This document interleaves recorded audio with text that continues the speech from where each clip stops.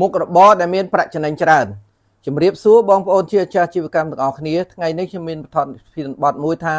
រកស៊ីមុខរបរអ្វីដែលមានប្រាក់ចំណេញច្រើនដែលម្ចាស់ជីវកម្មជាទូទៅតែងតែសួរខ្ញុំលោកគ្រូរើមុខរបរអីដែលមានប្រាក់ចំណេញច្រើនបាទអញ្ចឹងខ្ញុំនឹងប្រាប់ថ្ងៃនេះថារើមុខរបរអីដែលមានប្រាក់ចំណេញច្រើនមុខរបរមានច្រើនមុខណាស់នៅពេលខ្លះយើងអត់ចេះរើចាយដើមទុនច្រើនហើយចំណេញបានតិចវាមានមុខរបរខ្លះចាយដើមទុនច្រើនចំណេញបានតិចខ្លះទៀតចាយតិចតែចំណេញច្រើនតែយើងអត់ដឹងថាអាណាចាយតិចចាយច្រើនចំណេញប្រមាណហ្នឹងយើងវក់វល់យើងអត់មានគ្រូណាមួយប្រាប់ឲ្យច្បាស់ទេដល់អញ្ចឹងទៅការ invest របស់យើងចាយច្រើនហើយចំណេញតិចហើយអាចនឹងខ្សែធនទៀតបាទប៉ុន្តែវាមិនប្រកាសថាខូចទាំងអស់ទេប៉ុន្តែវាមានផលលំបាកផ្សេងគ្នារាល់ business ទាំងអស់មានការលំបាកប៉ុន្តែនឹងផលចំណេញវាផ្សេងគ្នាដែរនៅពេលដែលយើងជ្រើសអាជីវកម្មត្រូវធ្វើឲ្យយើងមានផលចំណេញដែរតោះឥឡូវយើងមើលទាំងអស់គ្នាតើវាមានរឿងអីទី1ប្រភេទនៃមុខរបររកស៊ីឬអាជីវកម្មយើងមាន3ប្រភេទគ្រប់ business ទាំងអស់ទី1ការលក់មានន័យថាទិញអីលក់នឹងទៅវិញទិញតុកលក់តុកទិញអង្គលក់ក្អទិញកៅអីលក់កៅអីអាហ្នឹងហៅការលក់ទី2សេវាកម្មផលិតយើងទិញអង្គទិញសាច់ជ្រូកទិញខ្លាញ់លក់វិញបាយស្រូបអាហ្នឹងហៅសេវាកម្មផលិតទី3សេវាកម្មសុទ្ធគឺគ្មានថ្លៃដើមដូចសេវាកម្ម training សេវាកម្មឡានក្រុងគឺអត់មានថ្លៃដើមទេបាទអ្នកខ្លះថាឡានក្រុងមានថ្លៃដើម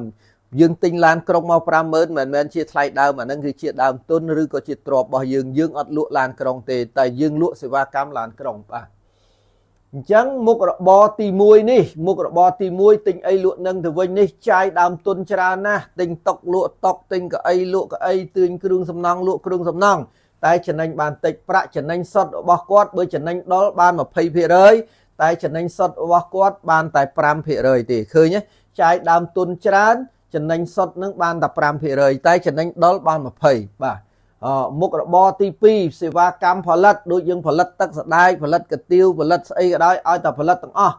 ចាយដើមទុនមធ្យមមិនច្រើនពេកទេជុំមធ្យមតែអាទិញអីលក់នឹងទៅវិញអានឹងទិញច្រើនព្រោះគាត់ទិញអានឹងជាស្តុករបស់គាត់បន្ទាប់មកទៀតគាត់ទទួលបានប្រាក់ចំណេញមធ្យមបាទអានេះចំណេញដល់បាន 50% តែចំណេញសុទ្ធបាន 30% តែអានេះវិញបានតែ 5% ទេតែធ្វើសេវាកម្មសុទ្ធចំណុចមួយទៀតធ្វើសេវាកម្មសុទ្ធដូចខ្ញុំមានន័យថាខ្ញុំចាយដើមទុនតិចបាទចំណេញដល់ 100% បើខ្ញុំបានភ្ញៀវ $1000 គឺខ្ញុំបាន $1000 ជាចំណេញដល់ដោយសារខ្ញុំអត់មានថ្លៃដើមដកចំណាយរដ្ឋបាល 40% ខ្ញុំចំណេញ 60% អញ្ចឹង business ដែលចំណេញច្រើនជាងគេគឺសេវាកម្មសុទ្ធបាទនិយាយឡើងវិញទិញអីលក់នឹងទៅវិញបាទគឺចាយដើមទុនច្រើនបានប្រាក់ចំណេញតិចផលិតចាយដើមទុនមធ្យម